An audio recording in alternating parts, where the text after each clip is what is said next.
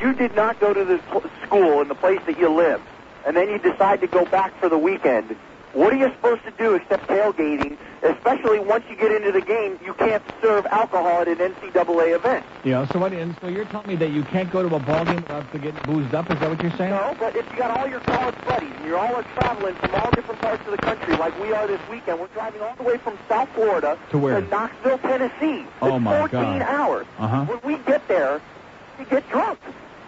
I mean, what else are we going to do? We got to sleep in the RV. We got to spend all day there. Yeah. I mean, if you can think of something else that we can do besides tailgate, I'm all for it. Yeah. No. Well, maybe if you call up the White House, they might have some good numbers for you. No. But I'm serious. I want your honest opinion. A lot more, and if you get too tanked, you won't be able to take advantage of the opportunities. Well, I hear it, especially since the game starts at 8 o'clock. But that's not the idea.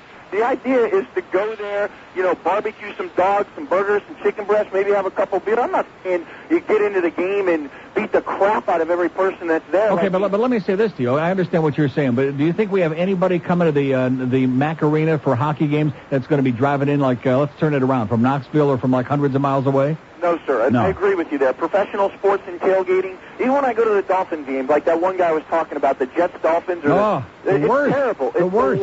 But I disagree in terms of college. Okay. College sports. You got me convinced. All right, I'm easy. Have a good time. Okay. Don't start drinking before you take off, by the way.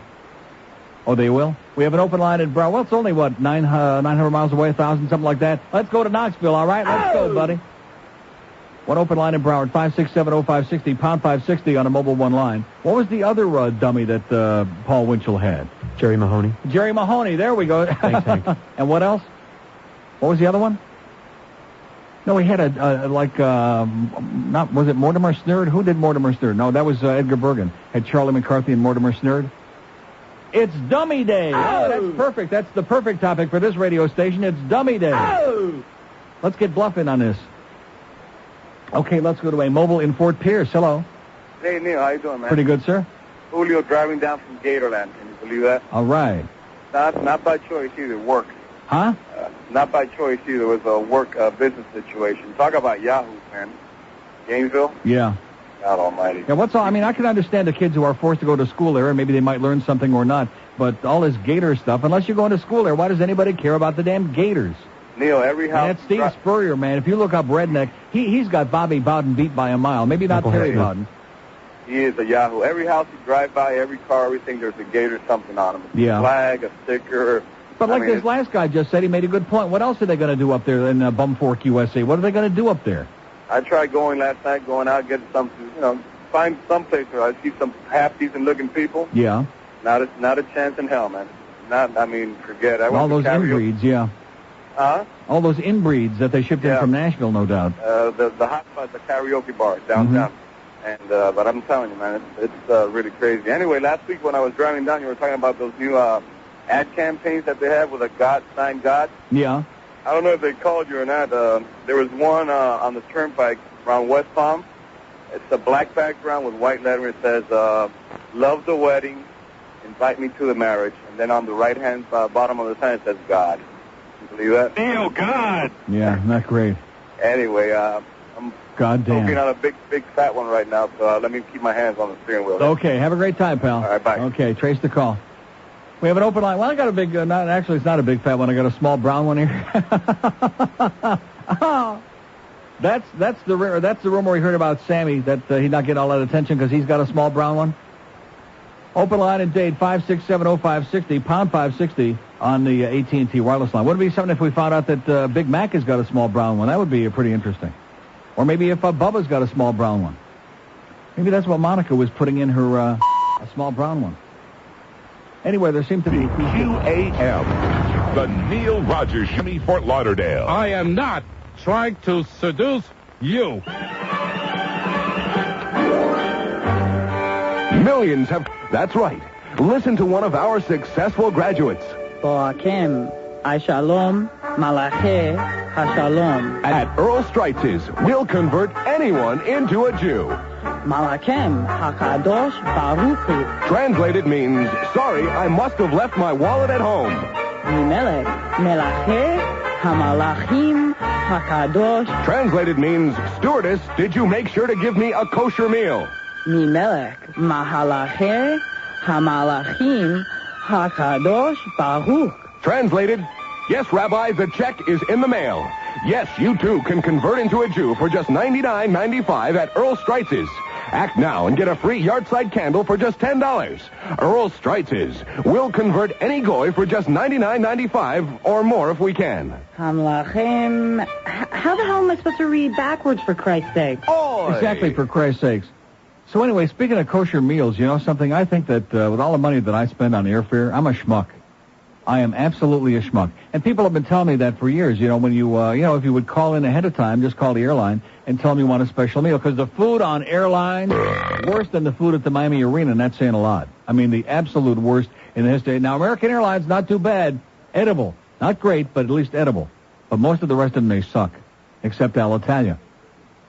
So what do they serve you in a kosher meal? What would you think that they would serve you? Like a cheeseburger? Brisket. How about a cheeseburger?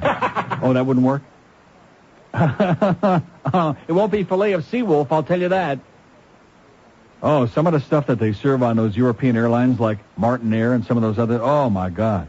Well, your choice is between filet of sea wolf or poached Australian cockerel.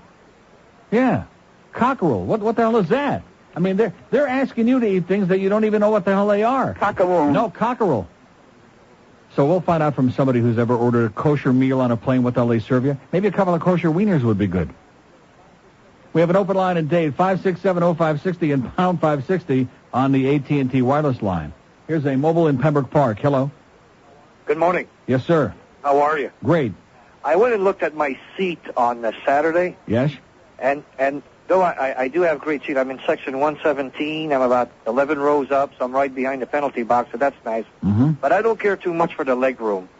I think compared to the arena in Miami, the leg room is very small. I have a... Really? I thought there was more leg room is what they were telling me, and I don't said, know. I said, yeah, I think you're right. They have that little cup holder there that's that's right. They have the cup holder in front of you for your beers and your sodas and all the other stuff you're going to buy, they hope. Right, so when somebody comes in, and that's a warning for everybody sitting in 117, row 11, please stay in your seat while they're having their period. Uh-huh. Second of all, yeah. I have to disagree with the tailgating, and I don't know why they associate tailgating with drinking, but, yeah. You know, there's actually a couple of things. But you don't tailgate before a hockey game. I mean, nobody ever heard of that. That I don't mind. That. That I don't mind, but it's the fact that the way they put it in the paper that the cops are going to enforce this law. Yeah. So that's just going to be another reason for a Sunrise cop to stop you and hassle you. And for that purpose, I don't think it's right. Not that you should go there, because they're right. There is no place to tailgate at the hockey game. And another thing is that it's the restaurant on that club level. Now this year I spent Stanley's. Yeah, I spent $10,000 on 4 tickets to sit in the lower bowl there. Mm-hmm.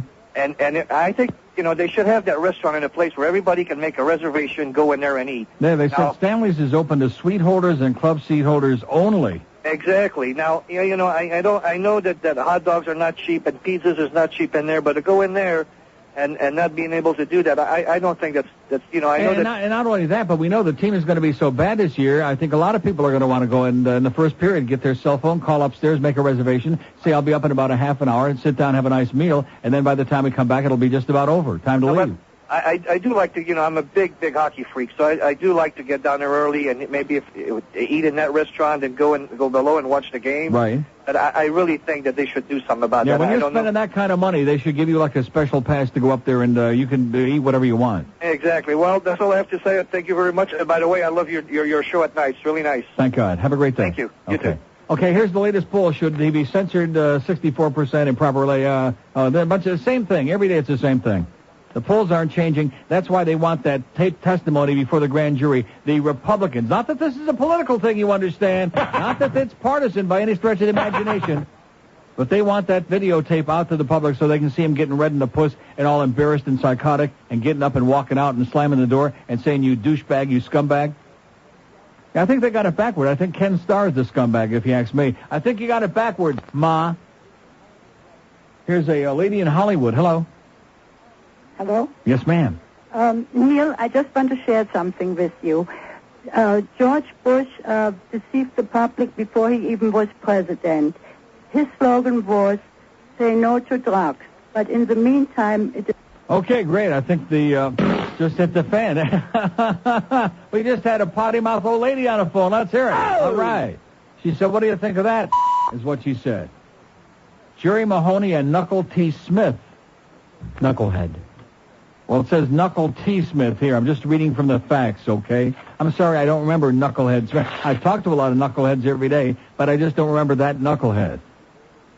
God, we got some people older than me out there, which is really scary, isn't it? And then somebody called in and was talking about Senior Wentz's, and he didn't have any puppets. He had the thing on his hand, and they had the thing in the box. Saw it. He was great. Senior Wentz's was the best. He was fantastic. But he didn't have no marionettes. He didn't have no puppets. He may have had a puppet in his pants, but that's his business. Oh, he's dead? We have an open line in Dade, 5670560, pound 560 on the AT&T wireless line. Tailgate parties, kosher meals on airplanes. The president, El Presidente, is going to have a press conference today at which they're going to ask him a lot of embarrassing questions. I'd like to see him just get all red in the puss and go out there and take Sam Donaldson and beat the snot out of him right there. He'd have a standing ovation. Oh! Just rip that stupid wig right off his head. You know, Mobile One Cellular. QAM.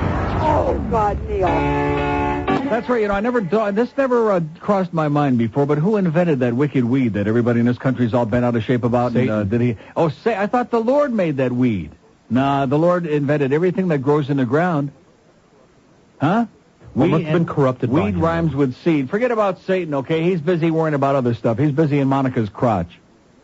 You don't have time for no wicked weed. Maybe if he took a couple of hits, he might be in a better mood. The Lord made that wicked weed, and it grows out of the ground, and the government says, you're going right to the hoosgow, baby, because this is America, and we don't want any of this crap. Even though most of the stuff that you buy in the supermarket is going to kill you sooner or later, and probably sooner. But we're here to protect you. Right. Does anybody in their right mind believe that? No. Except those goody two-shoes who are saying, oh, my president lied to me. These emotional cripples who only wish that they could get a little bit on the side or on their back or on their knees or whatever. We have an open line in Dade, 5670560 and pound 560 on the AT&T wireless line. Don't let me forget to read from the Advocate, this editorial, before the show is out. Leave it to us fags to come up with the conclusive, it makes a lot of sense editorial about this whole Monica Gate business. Leave it to a fag publication like the Advocate, which isn't one of those goody two-shoes like all these newspapers like the Philadelphia Inquirer and all these other papers around the country saying, oh, you must resign, Mr. President, because you're a disgrace and you've embarrassed us because you're horny. Right. Here's Miami Beach. Hello. Miami Beach. Hello. Yes, sir. Hi there. The first-time caller, long-time listener. I believe the name of the dummy you're looking for was Zellville. What is it? Zellville. Zellville? Zellville. Farfel. Not Farfel. Zellville. Belleville? Yeah. That was the name of the dummy, I believe. Uh-huh. Okay? Okay, thank you. Right. Happy New Year. Okay. Boss? 2 open lines in Dade, 5670560 and pound 560. What do you say? Little? Well, he must be related to Lenny, what's his name? Martez. Huh? Little? Yeah, he said that. Wait a minute, where's that spot? He says that right in there, in that Budget rent-a-car spot. He said little a couple of times. Whatever you're driving need, Budget has a vehicle for you. Yeah, Lou. Business trip? See, I told you. He said it. Here's a mobile in Miami Lakes. Hello. Neil. Yes, sir. Hey, if they release that videotape of Clinton, we'll get to see that chair that Rather was talking about, that he was sitting in. Yeah. Are you sure he was sitting on a chair? That's what he said. That is pretty staggering. You know, I almost fell off of mine when he said that. The president will be sitting in a chair in the middle of the room, as opposed to over in a corner with his thumb in his mouth like little Jack O'Horner. Hey, the William Jefferson Clinton Presidential Library. Yeah. What do you think will be going on in the bathroom in that joint? Uh-huh. A lot of glory holes, I'll guarantee you that. And lastly, Sosa. I'm a big Cub fan. I was born in Chicago. A huge Sammy Sosa fan. Yes? But when you say he's a black Dominican, it's a little redundant. Thank you. Well, in other words, there are no white Dominicans? He's gone. He hung up too fast. Alex Rodriguez is Dominican. He's almost white. He's very light-complected. Are all people from La República Dominicana black? Uh-huh. Oh, come on. Somewhere down there must be somebody who's been born there. I mean, if you're born somewhere, that means that's your nationality. There must be one white guy in the Dominican Republic, isn't there? No. One. Come on.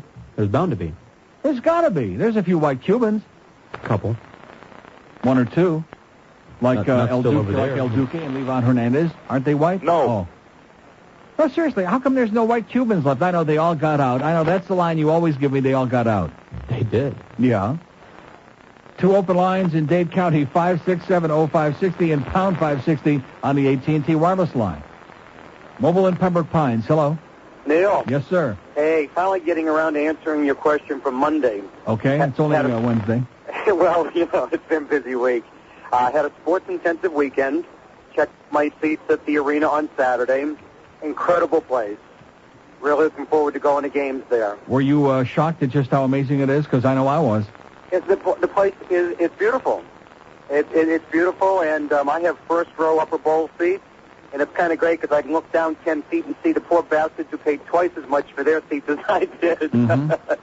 But anyway, there are no bad views. I mean, the first 2 times I went in there when it was far from being finished, and I'm one of those people who's not that crazy about heights, especially when there's like there's no railings and you're just like staggering around waiting to fall and break your neck. I really didn't have a real good fix on what the view was going to be from way up there in what used to be called nosebleeds. But I'll tell you that there is not a bad view. You can go way up in the upper deck, the upper bowl, and there's no bad view. I went to the very last row just to see what it was like from up there, and it's perfect. You're right, there are no bad views, and I was a little concerned that the mezzanine is far further from the ice than at the old arena, but it doesn't matter. Yeah. It doesn't matter. Still great. And I'm going to tell you, I don't know if these bozos over here have been over there to see it, but the QAM box, we got a suite over there, and the QAM box is just unbelievable. It's breathtaking. Well, they had those all locked on Saturday, so our schleppers couldn't go in and look around. Mm-hmm. So then if you maybe ours was locked because Greg never got that check in the mail. That might be it. Or maybe that was the door I was. Or maybe they just forgot to sign it. So if you're a Panthers season ticket holder, you can get Dolphins tickets up in the nosebleeds for like half price. Mm-hmm.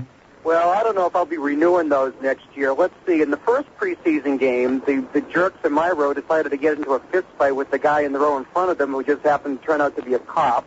That was a multitude of beers later. Uh-huh. During the Green Bay game, there were some cheeseheads there, so they had to riot over that, and guys were literally flying down the stairs. And then Sunday, you get there early, you do the tailgate thing. You get there at 11 o'clock. The beer is flowing fast and furious. Right.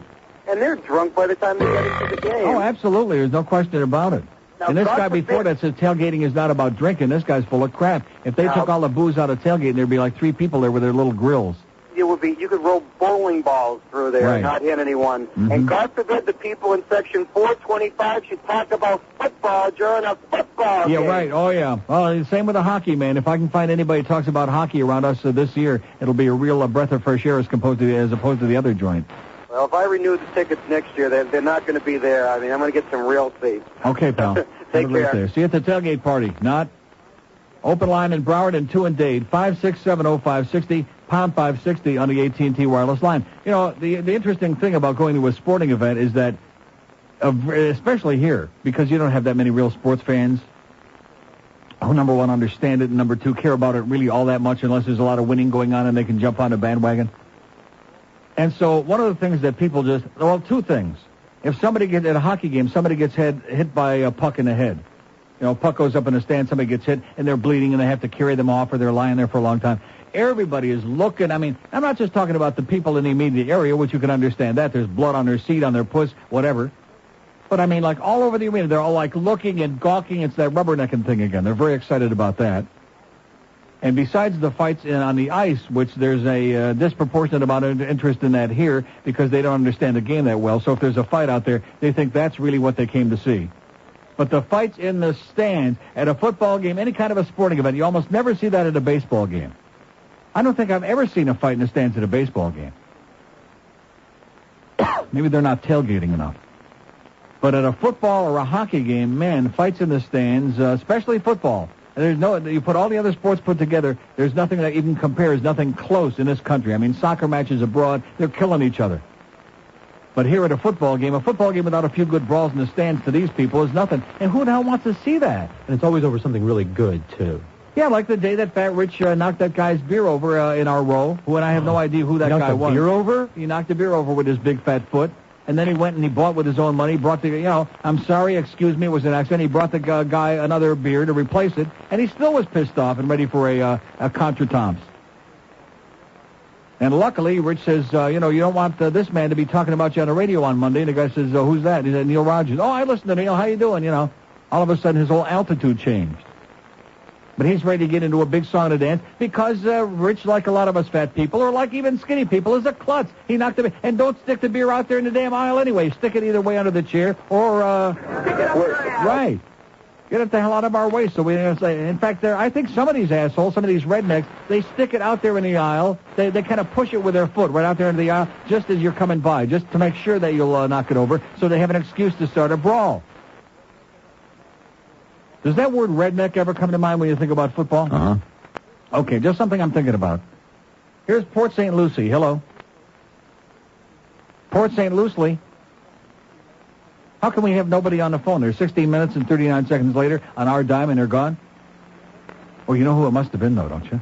We have an open line in Dayton 1 in Broward, 567-0560 and pound 560 on the AT&T wireless line. We've only got one listener in Port St. Lucie, and that's your good friend Greg, formerly of Boynton Beach. Must have been him. Too bad we lost our connection with our good buddy.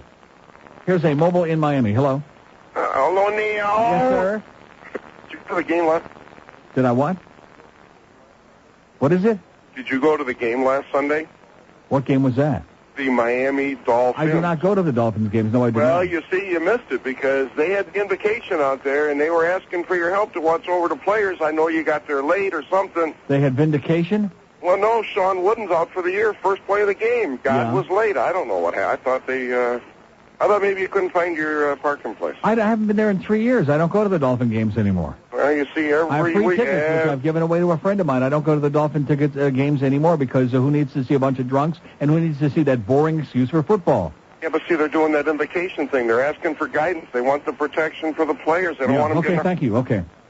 So Sean Wooden broke his his clavicle. We have an open line in Dade 567. I'm not going to no more football games. I'm not. It's just a very unpleasant experience. I watch plenty of football on TV. Lots. Enough that it would stagger your imagination. Oh, but you hate football. I don't hate football. I enjoy football if it's a good game, which the Dolphin game was not. And I don't care how many assholes get on the air on this station and try to make a song and a dance about their scintillating running game and about... It was garbage. It was crap.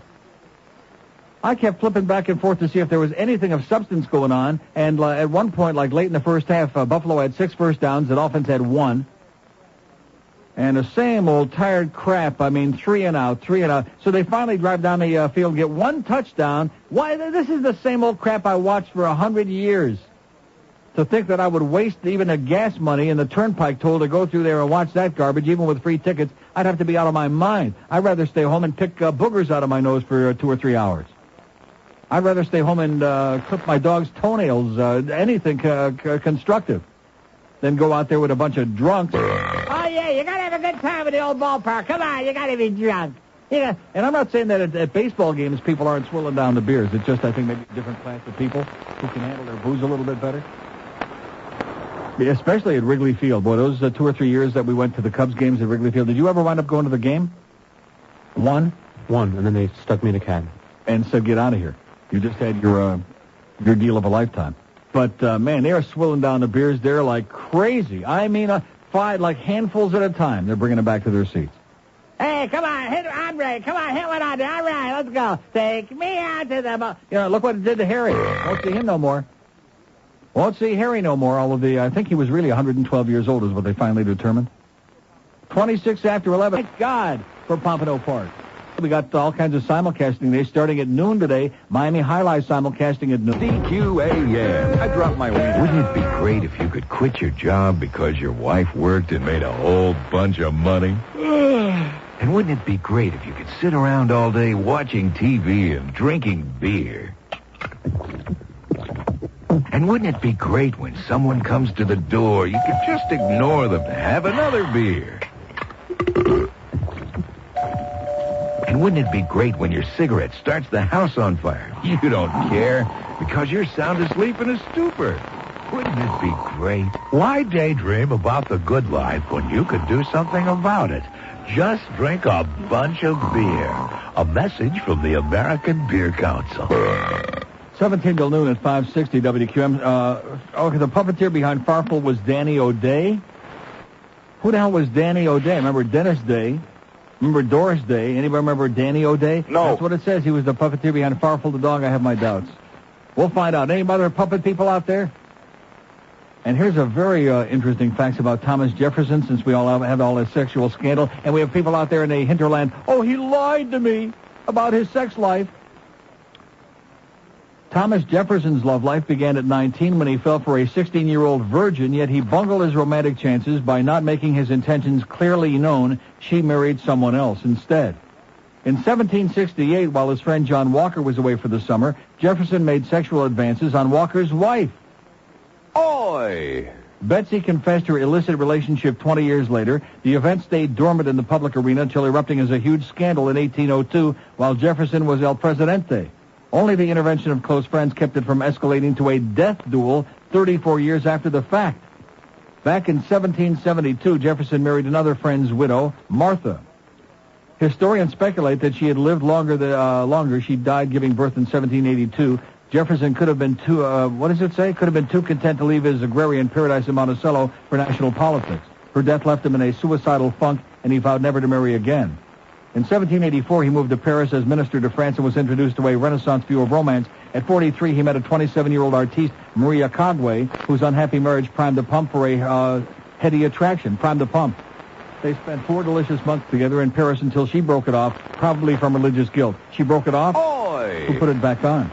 Moral scandal erupted in 1802 when a Southern reporter impaled President Jefferson for keeping one of his slaves as his concubine. Sally Hemings was the beautiful mulatto daughter of his former father-in-law and one of his slaves.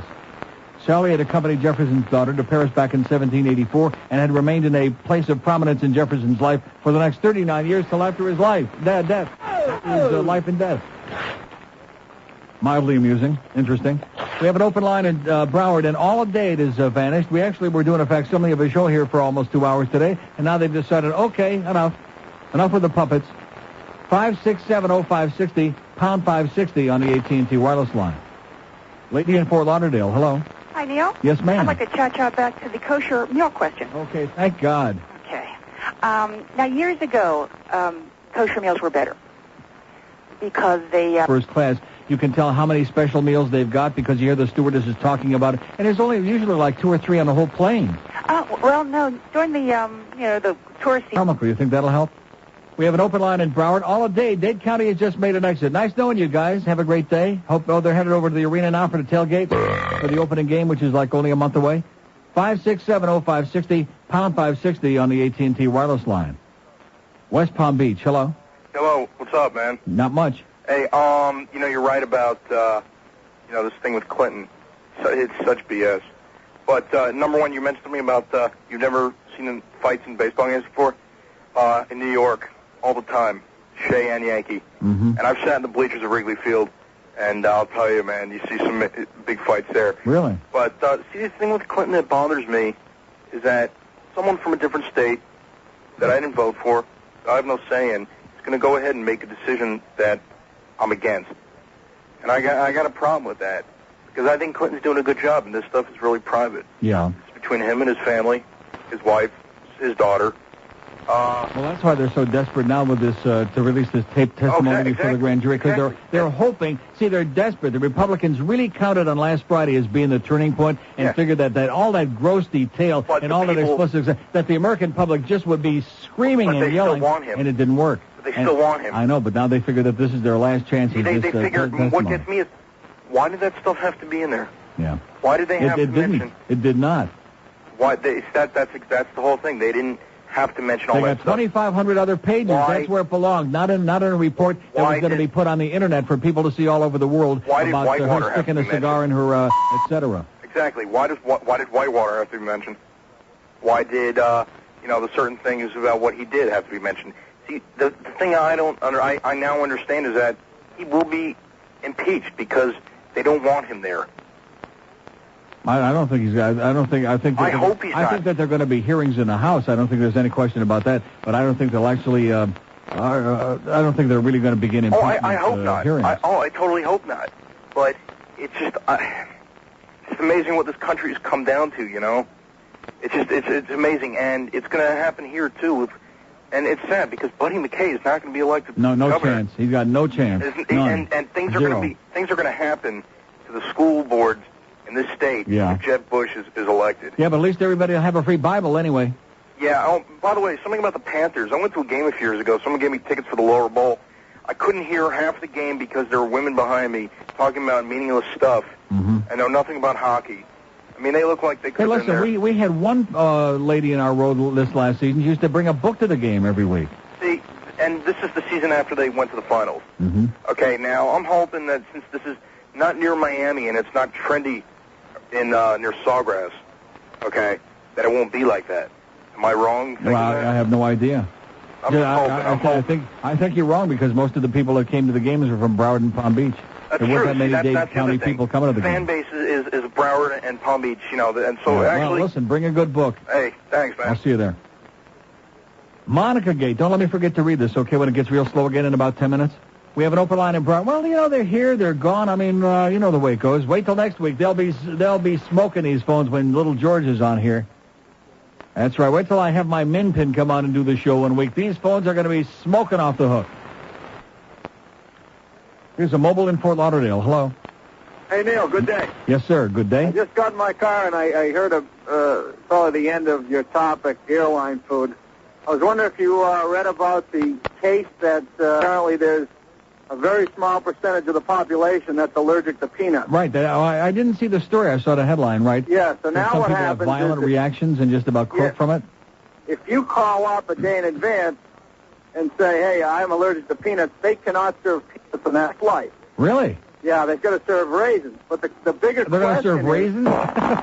Raisins would be the alternate. The bigger question is that Southwest tried to bring to the court was, well, where does it end? I mean, what if someone's allergic to whatever? Yeah. I mean, you can literally go on forever. So. Oh, yeah, there are people allergic to seafood. There are people allergic to almost anything you could name. Of course. So, people allergic to chocolates? Absolutely. So I didn't, like I said, I didn't catch most of what you were discussing. I did hear airline food. Well, I'm just trying to get some ideas as to what any of these special meals that might be an improvement over the usual crap that they serve you, because most of the airlines are just garbage. I fly regularly, and there's virtually no difference in the quality of food between a kosher or what would be described as a special meal than what is served normally. I think I'm going to pack me a couple of sandwiches. Yeah, that's your best idea. Okay, thanks a lot. Bye-bye. Yeah, American actually doesn't do that bad of a job. I don't fly American that much, although I think I might start a lot more, because they give you great service, good planes, good food, great female captain there, flew us up to Toronto. Nice going, sweetheart. Eh? You know, some people don't give a crap, because the traveling public, you don't have that many choices, and especially down here, no matter where you're going. Oh, you can't get there from here. You got to make 17 different stops, and there's only one airline that ever goes there, like once about every 2-3 weeks when it's convenient for them. Here's Cutler Ridge. Hello. Hello, Neil. Yes, sir. Born again, circumcised gringo calling. Uh-huh. I got to ask you a question, Neil. You're born again? Yes, sir. Are you agnostic? Neil, God! Am I what? I find your show very humorous, though. It's a little sacrilegious for me to be listening in, but I do enjoy your show. Why is that? No, I'm not agnostic. I'm an atheist. Okay, I just wanted to know. Well, because of the language and stuff, but that's okay. Language of what? GD, ba-ba-ba. Goddamn? Yeah, Oh. I mean, if you're a true Christian, you don't like to hear it, but I find you, because you're not supposed to say stuff like that. Oh, no, wait a minute. Don't you, listen to what you just said. Doesn't that sound kind of silly? Go ahead. Really?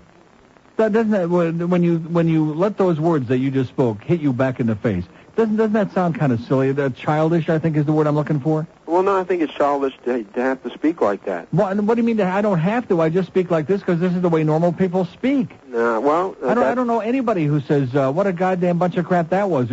I just don't know people who don't I'm not one of those people who puts on an act for the public and who does all this other phony baloney stuff. I don't see any need for that. No, Why can't people in the media just go on the air and speak like real people? What a breath of fresh air that would be. Hey, listen, before I was born again or whatever, I mean, I cussed like a sailor. Yeah. I mean, big time, and that's the way I grew up. I played football. Well, what does being born again have to do with the way what words you use? Because when you become born again, Neil, you don't want to start speaking like that, and actually, it's really it's a turnoff for me. When I hear it, it's like, oh, geez, Louise.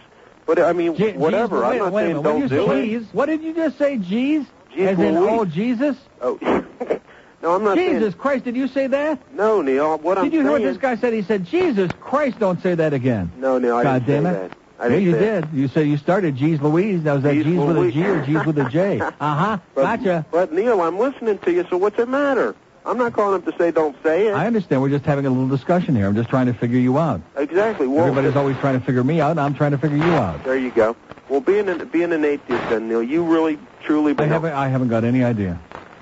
Okay. Well, and you don't believe any of that stuff about the Bible? Oh, the Bible is ridiculous. It's silly crap written by a bunch of barbaric, primitive, idiotic, dumb people, by men. Neil, it was a book written by men, for men, and by primitive people. Neil, I love your show, but you got to remember, gay, overweight, and being an atheist is no way to get through life. Oh, really? Oh, here we go. Here's a good Christian. Just get my Bible out. Here's a good Christian who's taking shots at me that I'm overweight. That makes me better. Are there any overweight Christians? Oh, there's a ton of them. Well, why is that? Are there any gay Christians? Probably a million. So what are you talking about? You're telling me how I should go through life? No, Neil, I was trying to be... That was my attempt at humor. That's the difference between... No, I don't think so. I think that's the difference between so-called born-again people and the rest of us who are like live and let live kind of people. I don't care how you go through life. My philosophy in life is do no harm. That's it. Do no harm. I believe kind of like they say in and basketball, no harm, no foul. Show. That's all I'm saying. Well, and I was just trying to be funny, and it wasn't funny, so...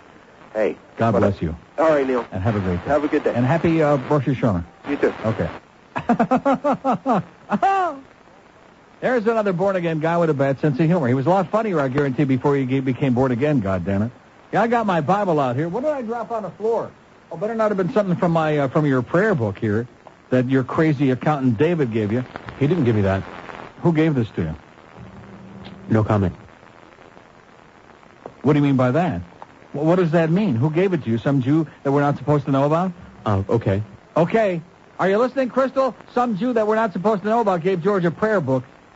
And I hope that he read it after whatever they did. It's 11:57 at 560 WQAM. When you're looking at CQAM, the Neil Rogers Shutterdale. Were you fudge packing? Man, I mean real garbage. But there's no hope. Unless you want to go fly Alitalia, they give you great food. I'm sure that most of the major European airlines, the real hotsy-totsy ones, they give you good food. 2 open lines in Dade County. How about that City Bird airline? Anybody fly? We had a few calls on that back when they were sponsored briefly because I talked about them. Remember that, City Bird? That flies everything through Brussels. See, that's the only thing about them. They fly at such inconvenient times, and they get there, and wherever you have to wind up going from there by train or by plane, you get there and waste the whole day. But supposedly it's a very good airline, and allegedly they give you pretty decent food. We'll find out. 567. He's from Congress. He's got his hair down just like Hitler. All he needs is a little mustache. Here's a mobile in Key Largo. Hello. Mobile in Key Largo. Hey. Yes, sir. First-time caller, Craig. Craig? Yep. You say fighting in the grandstands. You don't see any of that in the Winston Cup stand. Yeah. And they do a lot of drinking. Uh-huh. Well, they're too busy. Their heads keep bobbing around, round and around. Their heads are like Linda Blair spinning around. Okay, thanks a lot, Craig. We have an open line in Dade. He's a good old boy. And one in Broward. 5670560. Maybe it's not rednecks that are fighting at the ball games. Maybe it's New Yorkers. Ah, what a concept, because the guy that called before was talking about the Mets and the Yankee games, which I can imagine. There's a lot of hatred there. And now that they have interleague play and they play each other, there's like all kinds of contretemps going up there in the stands because they're New Yorkers and they got an attitude, baby. They're hostile and pissed off. So maybe I'm blaming the good old boys. And, of course, up north, you go up north like to East Lansing or to Ann Arbor, Michigan. There's no rednecks up there, are there? No way. All those good old boys from Owasso, Michigan, they're not rednecks, are they? Uh-huh. Here's Miami. Hello. Miami. Hello. Yes, sir. Yes, I don't understand these Republicans, these right-wing Republicans up there, and that are concerned about the morality of the country. When they're leaking all kinds of things about the president getting a little bit ahead and putting it on the internet. Right. And just putting it, now they want the tape to come out.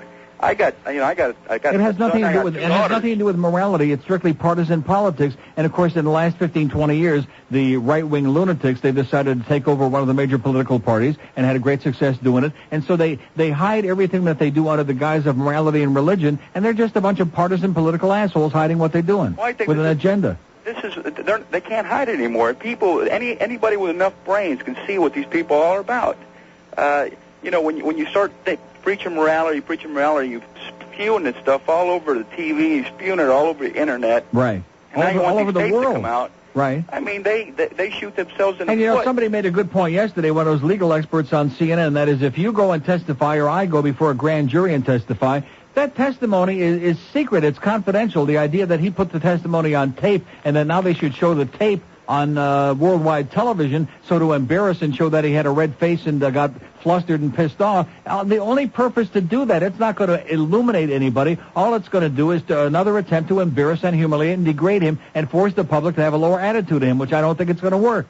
I don't think it's going to work, and I think it's un-American. I think it's not patriotic to do this to the president. And it's ridiculous. It's ridiculous. It shows you what this party is all about.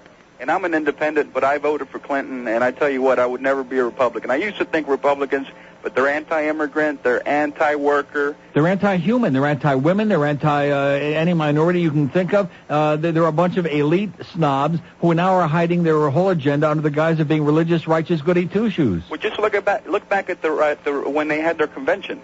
And look back at when this guy from the Christian Coalition came out and Colin Powell was speaking. Did you remember the hat that guy had on? Oh yeah.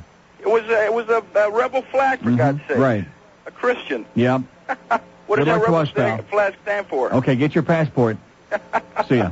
Okay, we have two open lines in Dade, 5670560, pound 560 on a mobile one line. We got a one-party country and a very weak party at that, and then the other party are a bunch of religious nuts. That's about me. Although I will say this, it made me feel a lot better about life watching that thing in the U.S. Senate yesterday, that debate about the National Endowment for the Arts and allows the $100 million a year that Congress gives them now, which is half of what it used to be. And the same old tired right-wing arguments again about all these immoral plays that they're subsidizing and about promoting homosexuality and all this twisted art, which is really pornography. Here are the same assholes that just put this pornographic report on the internet for the whole world to see, and not something that's art, but something that's an account of a real-life sexual encounter, and a bunch of them. That was okay. But if somebody does something in the name of art that they don't approve of, well, we don't want to be funding that. And after John Ashcroft, that Nazi from Missouri, got done with his pontificating, since it was his amendment, and they turned it down 74-26 there in the U.S. Senate, including many Republicans with an IQ larger than their toenail who voted against it. And I thought, boy, that's not even close. I mean, it was no contest, just one after another, saying, hey, get lost, screw you. And who was it that made the most eloquent speech, by the way, on behalf of keeping the funding for the NEA? I'll give you 400 guesses, fat Democrat from Massachusetts. How many fat Democratic senators are there for Massachusetts? Not Teddy. Yes. Ted Kennedy. And let me say this to you, too, which will get the right-wingers out there really look at that. Can Clinton be effective as president as of today? 58% say yes, 39% say no. So that's another piece of propaganda that these right-wing assholes and these media assholes, oh, well, he's lost his effectiveness. He can't be a leader anymore. Does anybody believe that? No. Bunch of idiots. What was I starting to say about Ted? Oh, yeah, here's the greatest, the most effective senator. In fact, when Kennedy, when they were doing that thing with the Irish group there at the White House lawn a couple of nights ago, and Clinton made the comment, and he was absolutely correct. Here's a guy, when he's finished there in the Senate, whenever the hell that time comes, he will have accomplished more and done more good in that body. And, if you're a right-winger, you're not going to agree, but that's too bad, than any other senator in the history of the country. Here's a guy, how's that Mary Jo Kopechne doing, huh? Anybody seen her lately? No. She died? She died. And how much screwing around were they doing, huh? Including the ganze Mishpacha, the whole family. Bobby Kennedy, who I read in one of those tabloids, he was having affairs with women and with men. Oy. Bobby Kennedy, how do you like that? He was an equal opportunity screwer around her. Because the Kennedy family believes in non-discrimination, okay? In other words, if you're ready, they'll do anything. Bible here, because that born-again guy got me all whipped up into a frenzy and all ready for religion. Not. I notice your Jewish accountant David inscribed this in the front. It says, on the occasion of being reborn a true Yid. Oh, my God. Is this guy out of his mind? Is he out of his mind? Oh, yeah, we know that. Does he really do that stuff? Does he do the thing with the tefillin now? Every morning. Oh. Look, far be it from me to make fun of anybody else's religious practices. How can you respect a person like that? Well, I know why I do. Because he's your accountant? Because he's a damn good accountant, and he got me out of a big jam. Forget separating that. How can you respect him as a thinking, functioning human being, knowing that he's participating in these idiotic, ancient, stupid rituals? That's crazier than speaking in tongues, than that delusional bunch of crap? I'm not saying that crazier than wrestling with snakes and speaking in tongues, but and how about that self-flagellation thing that they do with the Wailing Wall? The Catholics, too. No, but the Jews do that, too, the Orthodox, the crazy. At the Wailing Wall, they go there and they, flagellate themselves, so to speak. Well, that's why they wear the tallis. It covers up a lot. But you know something I noticed? Remember I went a couple of weeks ago, I did that thing on the second page of Genesis to show how ridiculous and how this was written by primitive, stupid people who didn't understand the universe that they lived in, much less anything else. And God made two great lights, the greater light to rule the day and the lesser light to rule the night, and the stars. And the stars, kind of like an afterthought. Well, the stars, the moon and the stars, we wouldn't have had all those great songs if we didn't have the stars.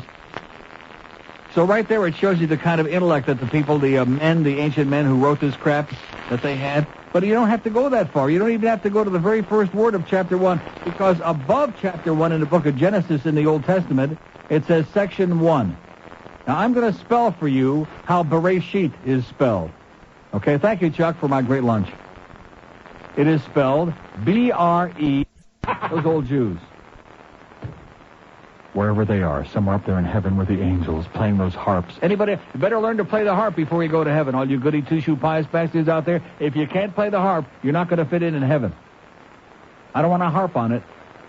Here's Hollywood. Hello. Hello? Yes, sir. Hey, how you doing? Great. Hey, no more sax for Clinton. He now plays the harmonica. Yeah, not bad. Hey, you know what turned me off about Clinton is when he was...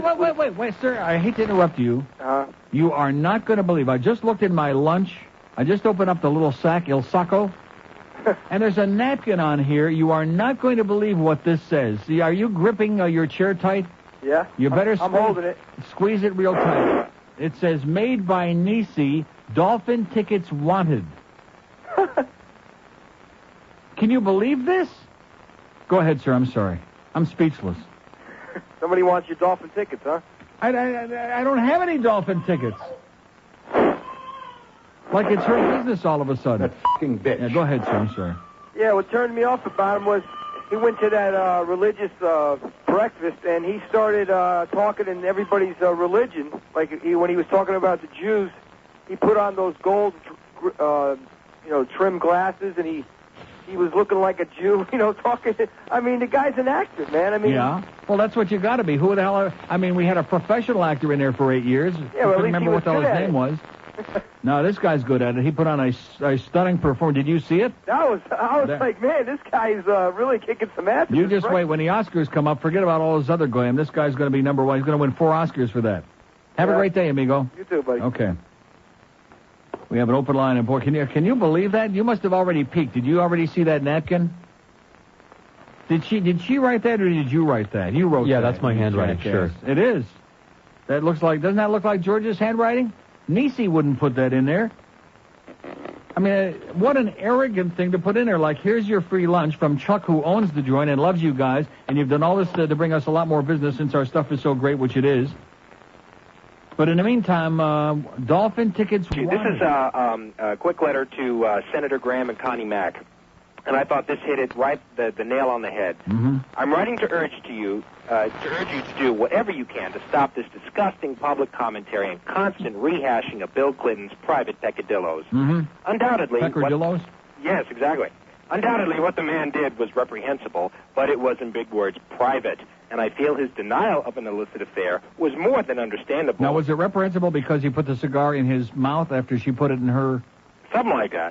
Yeah. It was human.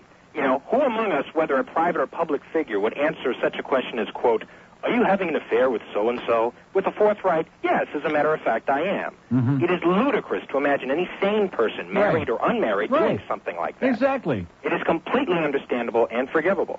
Enough already.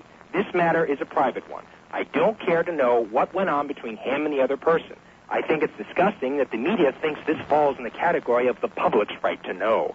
The true fact is that the media knows salaciousness sells. Gossip is gobbled up by the public because gossip is only titillating tidbits about some well-known person's private life, and nobody cares whether it is true or not. All this garbage about lying to the American people is pretty funny. Wait a minute. What? If you would have been paying attention, George, he said he wrote this letter to Senator Graham and Senator Connie Mack of baseball fame, that right-wing fascist pig from the West Coast, Connie Mack. Rhymes with smack. Go ahead, sir. George is nitpicking, like all of a sudden he discovered you were reading, like he's, illuminating me. Just let me eat my lunch and let this guy read. Thank you. As ponderous as it is. All this garbage about lying to the American people is pretty funny coming from the mouths of media types and politicians. Both of these factions lie to the American people all the time. These people tell us what they think we want to hear. My life was progressing very nicely without knowing what Bill Clinton does below the waist. I don't want to know. All that concerns me about Bill Clinton is what kind of a job he is doing in the post I elected him to. This concerns me. Is he effective? Yes, he is, in my opinion.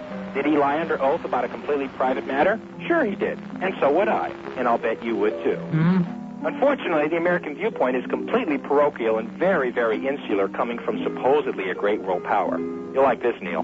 The Europeans are having a blast laughing at us. They know and understand that one's sex life is private. No matter how public your life is. When your private sex life begins to affect the competence with which you do your public job, then Europeans want to know about it, but not before. They don't expect private perfection from public officials. They only expect that he/she do a good job in the elected post. You know, foreigners who become American citizens are nonplussed when they see a question on the citizenship application like, quote, have you ever committed adultery? They laugh themselves silly. And incidentally, they freely confess that in answering this question, they lied. Not because they're all adulterous, but at the naivety of even posing such a question to an adult. Naivety? Something like that. Mm-hmm. While I'm on this tirade, I can't tell you how despicable I perceive the actions of Ken Starr to be. That our government has wasted millions and millions of dollars on this investigation, and wasn't it supposed to be about white border? How many more pages is this one? No, it's almost done. No. It is almost as simple as this report. One of the government's jobs is to uplift the people while it defends and protects them. What can possibly be uplifting in filling boxes and boxes with details of a stupid affair like this one? Stupid is what it was. Stupid for the girl to throw herself at a man in public office. Stupid for the man in public office to take advantage of the girl's stupidity. There is no way to defend what either of them did. Maybe married men would have less affairs if unmarried and sometimes married females would stop throwing themselves at them. Every comment I've heard from coworkers, I have 2 jobs and run a small home-based business, associates and friends reflects all of the above. I've yet to hear anyone say Clinton should be impeached. I speak to a lot of Democrats, too. How many more pages? Just 5 more sentences, man. Okay. Let's put this tawdry matter behind us. Stop focusing on it. Hey, I'm eating, George. Mind your own business. Go ahead. Prevail upon your colleagues in the government to forget and forgive. Ours is supposed to be a Christian-based government, and isn't one of the basic tenets of Christianity forgiveness? Let's show the goodness of the American people by getting beyond this, by refusing to concentrate on the evil and concentrating positively on the good. Remember, we knew Bill Clinton had warts when we elected him twice. He has warts? Genital warts? And despite Jennifer Flowers and Paula Jones, we chose him because we realized his private life and public performance are 2 different things. Oh, there's more? Please keep all of the above in mind whenever you hear the word impeachment. Great. All right, Excellent. Take care, Neil. Thank you so much. Thank you for helping me through my... Okay, so it was long and ponderous and very, very terminal, but he said it the way he was right. It was terminal. And I apologize, but I'm eating my lunch here, okay? Christ almighty, life is more than just entertaining the audience. We have an open line in Broward where Shakespeare just hung up. And fine, that was a good letter. I mean, of course, he wrote it to Connie Mack and Bob Graham. Yeah, there's another spineless wimp, Bob Graham. Although he at least voted to keep the funding for the National Endowment for the Arts. Nice going, Bobby. You spineless piece of crap. He's such a turd. The idea that we have a good politician here in the state of Florida. Last good governor that the state had was Leroy Collins, and that was back in about 100 years ago. There was a guy, an actual liberal governor of the state of Florida, Leroy Collins, baby, about 600 years ago when Joe Collins was playing first base for the Yankees. It's 26 afternoon at 5. QAM. Neil Rogers. God. Partisan crap really lasted a long time, didn't it? Lasted about, what, 5 minutes? Oh, that's right. We want to be fair. We want to make sure that our response is measured. We study all of the evidence, and bada beep, bada boop. But in the meantime, the Republicans want to release the videotape of his testimony to the grand jury because they want to show beyond a shadow of a doubt, oh, yeah, he perjured himself, he lied, he got red in the face, he was embarrassed, and here's all these grotesque. See, this is just more pornography. Because when they show you the videotape, you're also going to be hearing Ken Starr and the other attorneys asking these embarrassing questions about all the intimate sexual detail. So it didn't work in print. But maybe if they can put an audio and verbal account of the same stuff on there, maybe that might get to the public. You think so? No. But that's what they're trying because they're so impartial and because they want a fair assessment of all of this information, not... Man, anybody's no matter what you think, you may think he's the biggest pervert or you may be psychotic and think he ought to be impeached, whatever. But anybody who believes that this entire investigation and all of this, the way it's being handled now, is nonpartisan and not just a political witch hunt, man, you're dreaming. You're in la-la land. And it's going to blow up in their faces, I'm telling you right now, because instead of giving it due time to at least put on the pretense of deliberating about this stuff and at least pretending to be fair, there is none of that. They're just salivating, foaming at the mouth because they're all bent out of shape that the polls, they're not getting the public reaction that they wanted. Swaley's right-wing strategist, that's the new deal now. Oh, what are we going to do now? Maybe we can show him naked. Maybe we can show his little tiny penis or something like that. Maybe we can get that soggy cigar out of I guess Monica's mom's probably hanging on to that too, right? Uh-huh. She's doing something with it. Like my mother said, he's a scumbag. Nice going, Mom. Oh, Port St. Lucy's back? Hello. Port St. Lucie. I told him not to do this again. And what did he say? I won't. Yeah, okay, thank you. Okay, we have an open line in Broward, 567-0560 and pound 560 on the mobile one line. Here's a mobile in Orlando. Hello? Yes, sir. Hello? Yes, I am. Neil? Yes. Hey, how you doing, buddy? Okay, buddy. You talk and eat lunch at the same time, or do you take a break? I'm eating my lunch right now as you speak. Every day? Right now as you speak. But you do that every day? Whenever I feel like it, whenever I feel like eating lunch. What can we do for you today, sir? Ooh. Hey, I'm totally against these autograph things, man. Who the hell wants an autograph from these guys? Okay, thank you. Okay, we have an open line at Dade. He's against autographs. Mark that down. You got it down? You got it down? Uh-huh. Okay, good. Open line at Dade County. That's almost as good as the guy called from Orlando a few days ago who wanted to do a thing about South Florida radio trivia after I went through that. In fact, that was on last night's Whammy show. Remember that? Right out of the box, this idiot from out of... you people up there in Orlando, we're delighted that you're listening through all the static and that you like the show and whatever else, but we don't want to hear from you, okay, because you got nothing to say. Get over to Real Radio there. That's more your style. That's more up your alley. Maybe you can elope with Mr. Radio. Here's a mobile in Hialeah. Hello? Hello, Neil. Yes, sir. Hey, I've been taking in all this information with Bill and everything and You've been soaking it in, yes? And trying to understand it. So a couple days ago, I cracked open a can of bumblebee tuna and put it in my humidor. Mm-hmm. And I lit it up just a little bit ago, and you know what? It tastes pretty good. Uh-huh. There you go. Bumblebee tuna, man, in the humidor, and I think you can really understand what's going on. Okay. Thank you. Thanks for the good news. That's right. In fact, maybe Nix is going to start making those tuna-flavored jobs, huh? Those tuna-flavored in Mensos, those big, Oh, it's not soaked from what you think it is. It's that tuna. Can you believe that? My mother actually saying to me, oh, yeah, they say he put his cigar in her and then he put it in his mouth. What a scumbag. Yeah, whatever, Ma. And it was oral sex. Oh, my God. She was Jewish and it was oral sex. Most guys, if they heard it was oral sex, they'd say, all right. Here's Miami Beach. Hello. Hey, Neil. Yes, sir. This is how you avoid that crap airline food. Yeah. What my mom used to do when I was younger. I don't fly that much, and this was with Eastern, but I think it's kind of the same on most of the airlines. We used to get a kosher meal, and these other people would be staring at us like they wanted it. How about if I wore my yarmulke and also got a kosher meal? Well, I love the yarmulke. It's awesome. But seriously, because like these other people would be getting bologna sandwiches, and they brought me out this thing of hot brisket, and if I still remember it, like 12 years later. A tasket, a tisket. I sure love my brisket. Yeah, I was like 10 years old, and I still I remember this like 13 years later. I mean, it was pretty good. Mm-hmm. And you know what? So try maybe getting a kosher meal. Anyways, you know what? You need like a new sound on your soundboard. I got one for you. Yeah. But it doesn't have to be me. It could be anybody. Okay. But for Spanish people, you ready? Yeah. Tu mamá se pone botas de combate. That's what you give them. Okay.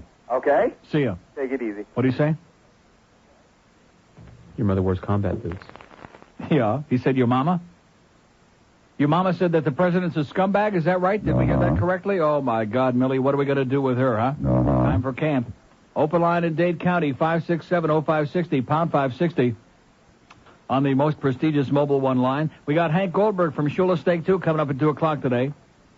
Hank's a great guy, but I'm going to tell you, wrong yesterday. Sammy Sosa broke the existing record. He didn't break the new record, but he broke the existing record. That's what they were both. That was the target. That's what everybody's been talking about all year long. It just pains me that nobody wants to give this guy credit. Okay, so he's a dark Schwarzer from the Republican, the Republican Dominican, whatever it is. That's what it is. Oh, that's why we don't like him. He's Republican. Screw you, Sammy. No, he's not. I guarantee all those people from La República Dominicana, there is big Democrats, aren't they? They're like at least 10. Not that we don't like Republicans. We just, in fact, let me say it again. 74-26 in the Senate yesterday. Oh! God, I felt like there was actually some hope. Because that John Ashcroft, that fascist lunatic from Missouri, joined by, and you know who voted against? I couldn't believe it. Strom Thurmond voted against him to cut off funding for the NEA. I couldn't believe that. He must just be confused, you know. When you get over 110, you start getting like kind of, what is it? Yeah, no, well, what is it? 560 QAM. Dude, this is pretty up right here. I woke up this morning with a feeling of despair. I looked for my pussy, but my pussy wasn't there. Oh, my God. Well, my cat fell in the well. Oh, puss, poor kitty, my cat fell in the well. I got out a ladder and I climbed down to my pet. I saw in a jiffy that my puss was soaking wet. Well, my cat fell in the well. Oh, puss, poor kitty, my cat fell in the well. The doggone hole by the pump, was she pushed or did she jump? There never was a kitty half as pretty as pussy that fell in the well. There never was a pussy that could quite compare with her. Pretty as a picture with her long and silky fur. Well, my cat fell in the well. Oh, pussy, poor kitty, my cat fell in the well. If you have a pussy that you wouldn't tread or sell, never let her wander or she might fall in a well. Well, my cat fell in the well. Roy! Oh, puss, poor kitty, my cat fell in the well, fell in the well. It's 16 till 1 at 560 QM. Here's a couple of good faxes. Well, I don't know how good this one is. And maybe it's accurate. It's from Jerry from Hollywood, who says, Jimmy Nelson was the ventriloquist for Farfel, not Paul Winchell. Did we say it was Paul Winchell? We said Paul Winchell had Jerry Mahoney and Knucklehead Schwartz. And thank you, Jerry. So we've had Dennis Day, Doris Day, Damio Day. Who was the one that did Undercover Angel, who did that song? Undercover Angel by, I like that song. That was a real bubblegum novelty. Undercover Angel by Danny O'Day, not Danny O'Day. Somebody, come on, let's go. Somebody sounded like Donny Osmond. Never heard of Jimmy Nelson, but we'll take your word for it, Jerry from Hollywood, till one of our other puppet people calls in. We've got millions of them out there. We've been, oh man, it's the attack of the puppet people today. Oh! Woo! Look out for them. They are dangerous. Wasn't it Danny O'Day who did I'm not going to go back and look at the book. I'll knock my schmuck off, and I'm not finished with lunch. Here's another one, Home Run Awards. This is great. Thank you, whoever sent this fax. Mark McGwire gets a 1962 Corvette. Sammy Sosa gets a 62 Buick Electra towed out of somebody's backyard. McGwire gets Roger Maris's bat. Sammy gets Paul Lynn's Demitaz glass collection. McGwire gets a trip to Disneyland. Slim and Sammy gets a trip to Jim's Alligator Zoo. Oh, he'll go see the Gators. All right. Mark McGwire, trip to the Hall of Fame. Sammy Sosa gets a trip to the U-Hall of Fame. Mark McGwire gets a biography on A&E. Sammy gets a cameo on South Park. Mark McGwire gets a contract with Budweiser. Sammy a contract with Tussie Hair Straightener. And Mark McGwire gets a 70-inch Sony HD TV, while Sammy gets a 51-inch Munz. Nice going, sir. Very well said. But there's no racism involved in there. There's no preferential treatment. And last night, to prove beyond a shadow of a doubt, because they're so stupid, all of a sudden in San Diego, they show up with those special balls for Sammy, with those special iridescent markings on them, those illuminescent, whatever they are. Alan O'Day. See, I was close. God, am I a genius? You think so? No. Well, Alan O'Day with Undercover Angel. Remember that song? Yeah, it was kind of like, bubble gum, but it was cute. Here's Miami. Hello. Miami. Good afternoon. Yes, sir. How you doing? Great. Saw you last night for the first time. Yeah? Your ratings had to have gone up in date. Why is that? Because I saw you. Oh, okay. Anyway, that's not what I called but you don't have a Nielsen meter hooked up to your thing. No, I sure don't. Damn it. And I don't want one. Good. Anyway, listen, I was going to ask you, besides the fact that this is not what I was going to bring up, but thank God you are on right now. Because every other station that has any kind of semblance of talk. Yeah. I mean, they are ripping Clinton so badly. Really? Oh, God, yes. All those sanctimonious, hypocritical asshole yes, perverts? all of those. Mm-hmm. And I'm telling you, I said, that's it. These people here are treasonous bastards. Yeah. Anyway. Well, you got to understand that they're all a bunch of right-wingers to begin with, so there's no credibility there. And I'll admit I'm a lifelong liberal, but I was never a big Bubba fan. But, I mean, this business about sex and covering it up and lying about it, I mean, first of all, it wasn't anybody's business in the first place, and it's not relevant to anything in the national interest, and that's the only thing that should be, in fact, it's interesting how the stories are changing from these media hypocritical moguls now, all these experts on there. In the first couple of days, they were saying, well, the real question, the test should be, is he competent to lead the country? Can he still function as president? No, and the overwhelming majority of people are saying yes. But now they're no longer doing that because that's standard. They didn't like the response to that, so now they keep changing the story. Of course. But what I did call you up about is that I was listening to some other stations, Española. I can imagine what they're doing. No. This is with your friend here, Liz Balmazeda. And she had a big thing on the spies, the Cuban spies. Oh, yeah, I'm sure they're going to do at least 5-6 months on that. Well, here's the thing. Somebody turned or something like that because she was mentioning something about Cuban strategy from the island, and then people are saying, no, that was Basulto trying to get more publicity and money. He's the one that turned these people in. Mm-hmm. And they're turning themselves around on him now. Well, I hope they have a good time with each other, okay, because I couldn't give a crap less. Okay. Have a great day, pal. Okay. If I never heard the word Cuba again, it would be too soon. Oh, you can't say that. Well, I just did say it. I'm not interested in Cuba. I'm not interested in Israel. I'm not interested in any of that stuff, okay? I'm not going to Cuba, and I'm not going to Israel. I'm not interested in Ireland, including Patricia Ireland, that bulldyke from now. I'm not interested in those things. All these countries all over the world where people, the one thing you can open up your ear and they're all going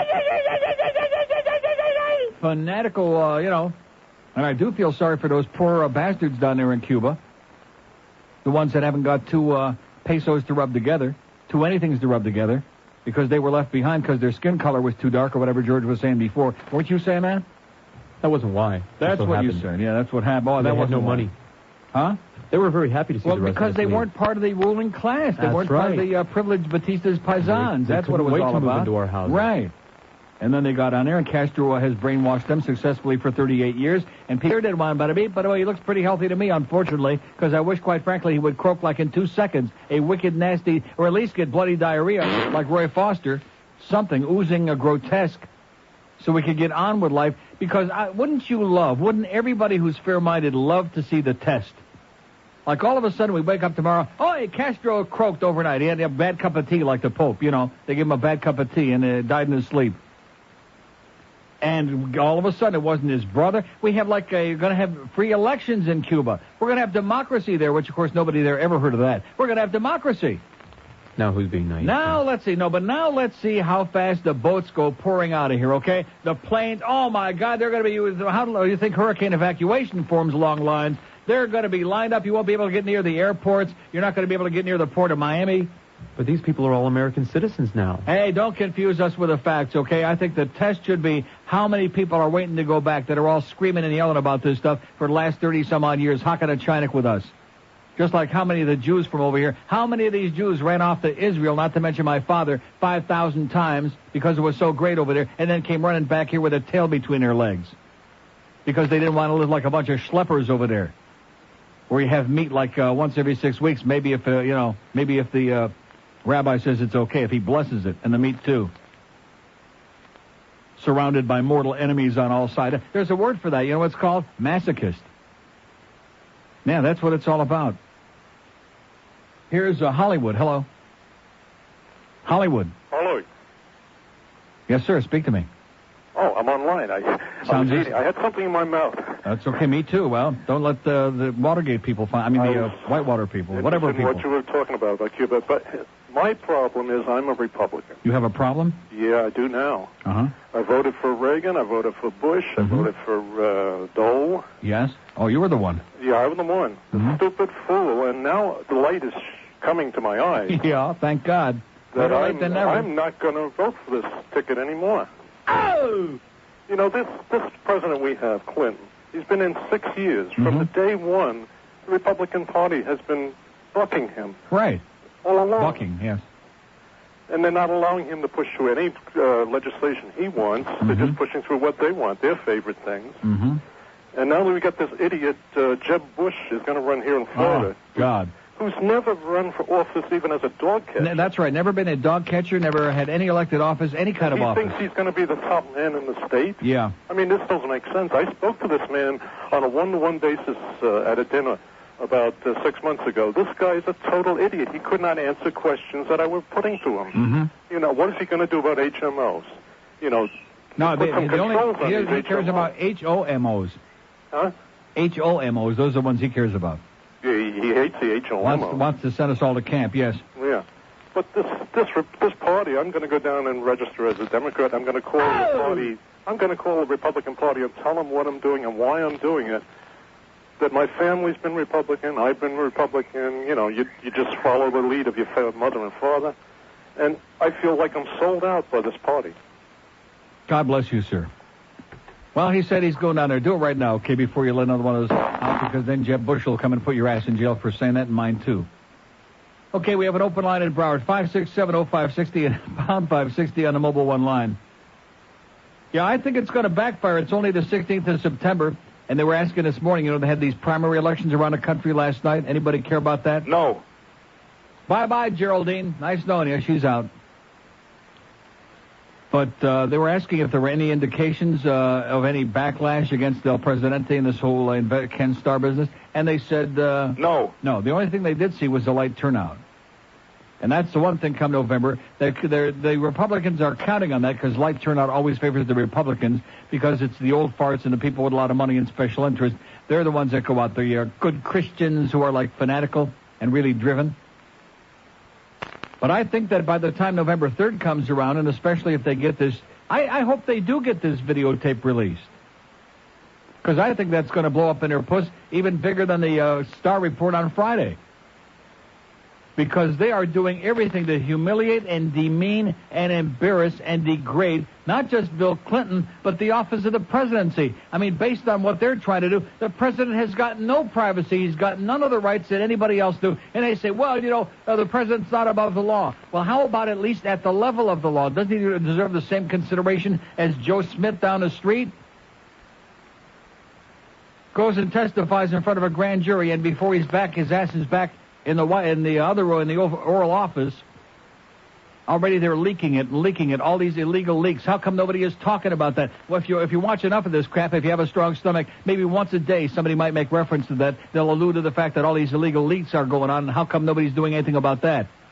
Ken Starr, the great leakmeister, who assured us months ago that, oh no, he was not instructing any of these, and he's going to do everything to stop it. No more leaks. Remember we got to bring the Barker and Eugenio Martinez and all those other goofballs back.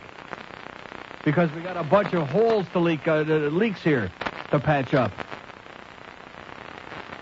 Everything in their power. And if there weren't a desire to manipulate and twist public opinion and drive this man from office, and it weren't politically motivated, none of this would be going on. None. N-U-N. None. Zippity-doo-dah. You've got to be a moron not to understand that, no matter what your opinion of Bill Clinton is, no matter what your politics are. If they really were doing this on the up and up, if there was any attempt to be fair-minded, and if Ken Starr were impartial, which is a real hysterical joke, then there wouldn't be leaking. In fact, that little twerpy David Kendall, the president's attorney, said there on Friday, the reason we were able to put out that 75-page rebuttal, or 175, whatever the hell it was, before the report came out at 2 o'clock, is because there were so many leaks by Mr. Starr in his office that they basically had an idea what the essence of the report was already anyhow. Because they're leaking and leaking and leaking. They're doing illegal wiretapping of people's telephones, in this case, Monica Lewinsky.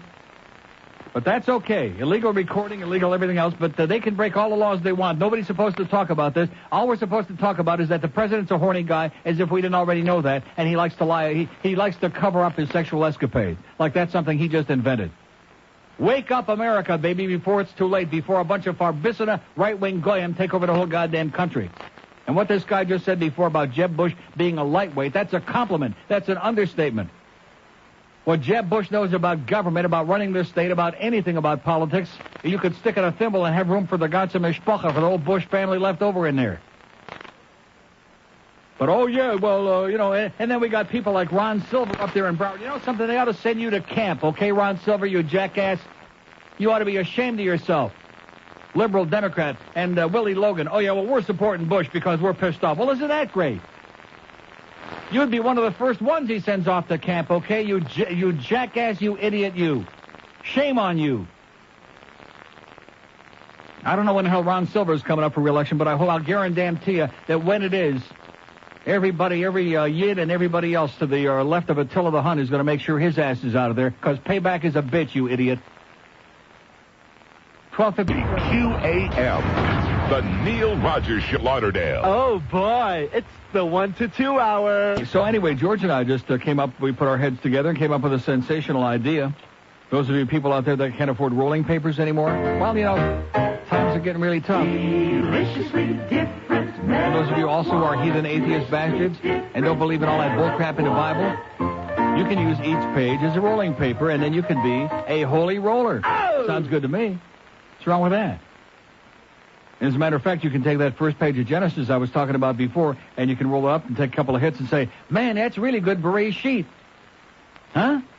Or however you want to pronounce it. All right. Nice going, guys. Yeah, let's start rolling. Who's got the good stuff? Oh, that's right. Oh, we're in the middle of Little Jamaica, baby. Yeah, man. They got the good beret sheet right around here. So they just had this thing on, which I'm very disturbed, that some of these weak-kneed Democrats now, well, maybe it would be better for the country if the president resigned, if he stepped down. This is going to be, and I said before, you got one half of a party in this country, the Democrats, who are like watered down, gutless, spineless, most of them, cowering, shaking in their boots, hypocrites. And then you got, of course, the driven by the right-wing fundamentalist Republican Party, which the rest of them can't be found because they're too busy, like Newt Meister, covering up their own peccadillos. You can forget about politics in this country because basically we don't have any anymore. We got almost anarchy. Where are we going? To Miami. Hello. Hey, Neil, how you doing? Okay, sir. Hey, I got a quick question for you. I got a crazy sister-in-law who's just obsessed with religion. She was able to convert even my brother now. You talked about a book a few months ago. Yeah. What was the name of the book? With all this crazy priests and all the business of religion. I want to send it to her just to spite this crazy The book is called Farewell to God by Charles Templeton, and I'll give you a phone number where you can order it by, since it's written on a Canadian publisher and you can't buy it here in this country because evidently we exercise... Huh? You can even buy it in this country? No. Unbelievable. I'm just so sick of it. I want to thank you personally for basically just opening the eyes of the people, letting them see, man, what a crazy... Crock of crap. People are just obsessed with religion. It's like an escapism. Because they've been brainwashed anyway, and you brain somebody from the time they were a little kid until, the time that they are old enough to figure things out for themselves. It's a very rare breed. It's just amazing because okay, have a great day, pal. They're calling you. They're calling you the boat. We have an open line at Broward, 5670560. So at any rate, Farewell to God by Charles Templeton, and the phone number is 905-713-3852. If you want to order that book. It's on, what's the name of the publisher? M&S Books. But for some strange reason, we can't find Farewell to God in America. Why is that? This is a guy who used to be good buddies with Billy Graham and grew up with him and was a minister for many, many, many years until he finally saw it was all a bunch of bullcrap, and he puts it out here. He lays it out for you. Very simple to understand. There's nothing pseudo-intellectual in here. It doesn't take a biblical scholar, doesn't take a genius, a rocket scientist to read that book and be able to dispel all of this garbage, these myths, these bubba-myces, this Bereshit. Here's Miami. Hello. Why am I waiting so long? Yeah, why'd you wait 30 minutes to say that? That's a good question. We have an open because you had nothing to say, probably is the answer. Open line at Dade, 5670560 and pound 560 on the AT&T line. Call us back when one of your testicles descends, okay, Geldy? That was Geldy Jr. 60 QAM. Baby, you melt my jockey shorts. And we have the media extravaganza over Bill Clinton and Monica Lewinsky. Amid discussions of semen-stained dresses and penises with distinguishing features, public opinion polls indicate that most Americans feel that the president's sex life, not only while in office, but in the office, is his own business. This idea of privacy is a kinder, gentler, heterosexual, don't ask, don't tell. We may not necessarily approve of what you do, but if done in private, it's your own business. Yet for the past half-century, mainstream American culture, particularly after the seismographic social eruptions of the sexual revolution, has been caught in the middle of an uneasy truce between a desire for the illusionary traditional safe moral order of the past and the innate human instinct for increased personal and sexual freedom. This is the conflict in which William Jefferson Clinton and Monica Lewinsky have become featured performers. At first glance, gay men and lesbians might seem to have no special take on the scandal. One can't imagine a more typical and tawdry heterosexual situation overripe even for Jackie Collins. Yet there are striking reasons why gay people might have salient insights into this complicated and emotionally confusing narrative, the most primary being that the drama surrounding Clinton and Lewinsky bears a remarkable resemblance to the position of gay people in U.S. culture today. At New York City's first gay pride march, a lesbian held a placard reading, "We are your worst fear, we are your best fantasy." Just as homosexuality has come to symbolize for many heterosexuals a scary break from traditional morality as well as new invigorating prospects of personal freedom, the Clinton-Lewinsky scandal has elicited similarly conflicted responses. That the president may have engaged in an adulterous sexual relationship with a younger woman, or that the young woman happily agreed to have sex with the married leader of the free world, are clearly violations of accepted social and moral teaching. Yet at the same time, many Americans, often chafing under a mandated sexual morality that only half of them accept, can understand the desire and impulse to act in similar ways. That is why mainstream culture is simultaneously upset, mesmerized, and confused by the imbroglio. Gay people, however, surely know what it's like to have their sexual lives and activities the focus of so much emotional transference. But there are other aspects of the Clinton-Lewinsky story that resonate with gay people. We are constantly told that rights of privacy will protect us from oppression, yet we have all experienced how fragile that protection is. Privacy for sexual activity or simply being gay often affords little immunity from persecution. Ask Michael Hardwick, ask Sharon Bottoms, ask Monica Lewinsky. Gay people also have an extraordinarily clear insight into how sexual activity can be the excuse, although hardly ever the reason, for witch hunts. And despite their protestations, the political right and Special Prosecutor Kenneth Starr have a clear political agenda in pressing this investigation. And as with most witch hunts, the constant Sturm and Drang of the media hoopla functions as a contemporary incarnation of ancient Rome's bread and circuses, concealing far more important issues like crime, foreign policy, a failing social security system. But perhaps the most important at a time in which AIDS is still ever present in gay people's lives, the more than $40 million spent so far on Starr's investigation into the possible sexual dalliances is a symbol of the sheer waste and misappropriation of taxpayers' money that occurs time and again. How much AIDS education could be funded? How many needle exchange programs could be instituted? How many people with AIDS without decent health insurance could be given protease inhibitors with this money? The real scandal is not what Clinton and Lewinsky may or may not have done in the Oval Office, but how completely misguided and terribly harmful our culture's priorities really are. Oh! Brilliant! Michael Bronsky, you faggot, at The Advocate. Outstanding. Right on target, and yes, we do relate. We know all about witch hunts. Right, Jack? Here's Davey. Hello. Hello, Neil. Yes, sir. How you doing? Yeah, were there dinosaurs on Noah's Ark? As for that guy that was calling before about the... Only Dino.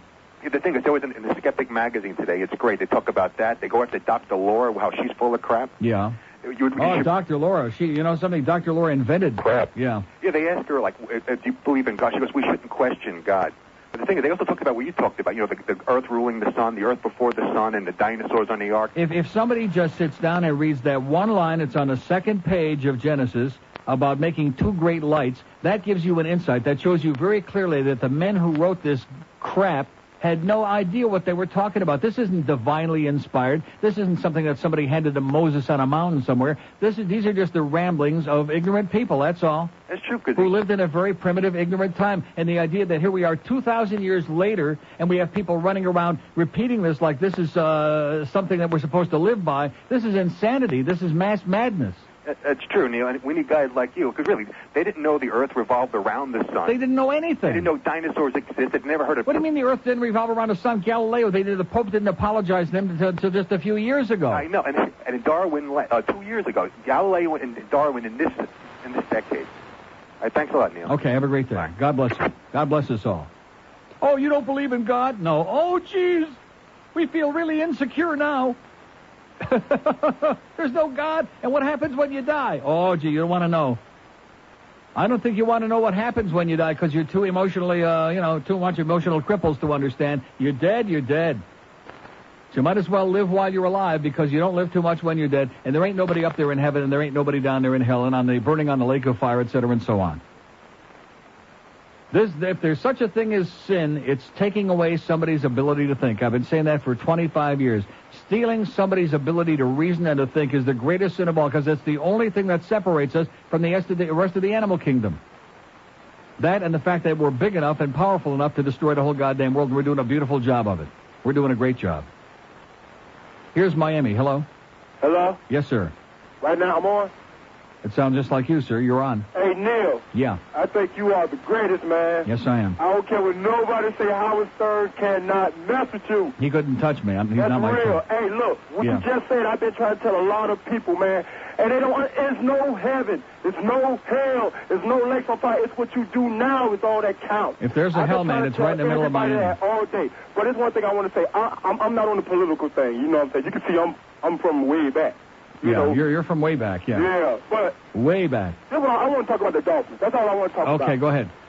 Okay, we have an open line today. 5-6. He's from way back, like he said. He's from like the Neanderthal age. He just wants to monkey around. Open line at date 5670560 and pound 560 on the AT&T wireless line. Yeah, I've been to the LA Zoo. Here's North Miami Beach. Hello. Yeah, the Republicans, they're frustrated with Clinton, just like, was it the Talia family and the Godfather? Yeah. In one of the strategy meetings, they heard Trent Locke saying, Starr hit him 11 times with charges, and he's still alive in the polls. He's still alive, right. That's why they want to show it. Uh-huh. That's my material. It's not working, sir. Okay. No, I don't mean you. I mean them. Their strategy isn't working. It's blowing up in their puss. I know. They can't believe he's still alive. Too bad. Okay, thank you. He's like the ever-ready cat with 600 lives, okay? And they keep banging away and banging away and banging away, and he just refuses to fall. And even these spineless, gutless Democrats, they better get with the goddamn pogrom, okay? We're sending them to camp, too. Jellyfish. We have I realized that, I lost a couple of calls on here because I read that long ponderous, but it was not ponderous. It was very well articulated. And for those of us fags, we understand well what witch hunts are all about, political or otherwise. Consenting adult sex lives, I hate to break the news to middle America out there, or whatever the hell we are, is nobody's business. In fact, I'm more concerned about those people who are interested in other consenting adult sex lives. Those are the ones I'm very concerned about. Because those people are really scary. Because for the most part, whatever is going on in their closet is creating a lot of problems up in here between the ears. Not so much between the legs where the problem is in this country, it's between the ears. That's where the problems are. 2 open lines in Dade, 5670560, pound 560 on the AT&T wireless line. Here's Pompano. Hello. Neil. Yes, sir. First time caller. Okay. As far as this Clinton and Monica thing, yeah, I could care less. You know, I don't care if she drops to her knees and and hummed a few bars of Dixie. Mm-hmm. Doesn't matter. You know, I think that Ken Starr is an asshole, and that he should have taken that 40 and 50 million bucks and got us all BJs and gave us a cigar. Right. Yeah, give us a good cigar from Nick's. There you go. There you go. There you go. I won't want a wet one, but I'll take Not one. a soggy one anyway. Right, exactly. And as far as McGwire and what they call steroids, yeah, they should make it mandatory and see how many people would go out there and hit 60. There you go. At least we'll get some excitement anyway, right? There you go. Okay. And Fred Flintstone is Jewish. Oi! Told ya.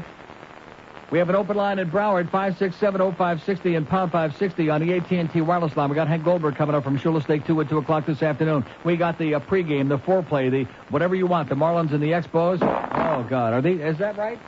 Let's see, Wednesday. Yep. One more between two of the worst teams in all of baseball, the Marlins and the Expos. The paper said 6,500 something last night, which there was no TV. I bet you it was more like 500 in Montreal. Boy, they got problems or what? Well, it's those frogs for you. 120. 62 a.m. Jeb Bush.